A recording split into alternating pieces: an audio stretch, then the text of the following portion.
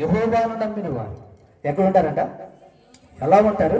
సియోను కొండవలె కదల్చబడక స్థిరముగా బలముగా నిలిచి ఉంటారంట. అందుకే దేవుడే ముందు పరిశోధించి, దేవుడే ముందు దాన్ని తీర్మానం చేసి, దేవుడే ముందు దాన్ని పునాదిగా వేసి, దేవుడే ముందుగా దాన్ని స్థిరపరిచి, ప్రతివాడు వచ్చి ఇక్కడ నిలబడితే మీలో కలవరములో పోతాయి.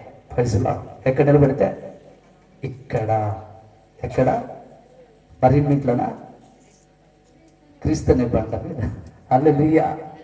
అందుకనే ప్రతివాడు ఇల్లు కడతాడు, కానీ ఇల్లు కట్టువాడు, సమస్తమును కట్టినవాడు దేవుడే, యేసు ప్రభువే.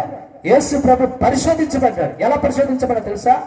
ఫస్ట్ పుట్టుకలో పరిశోధించబడ్డాడు, ఎదుగుదలలో ఏమండి శాస్త్రులు పరిశీలతో పరిశోధించబడ్డాడు, బాల్యములోనే 12 సంవత్సరాల ఈడులోనే.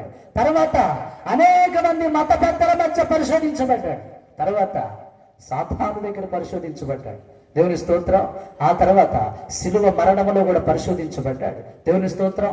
ఇంత స్థిరమైన పునాది మనకి ఉండగా, ఇంత స్థిరమైనటువంటి ఏమండి బలమైనటువంటి శక్తివంతమైన దేవుడు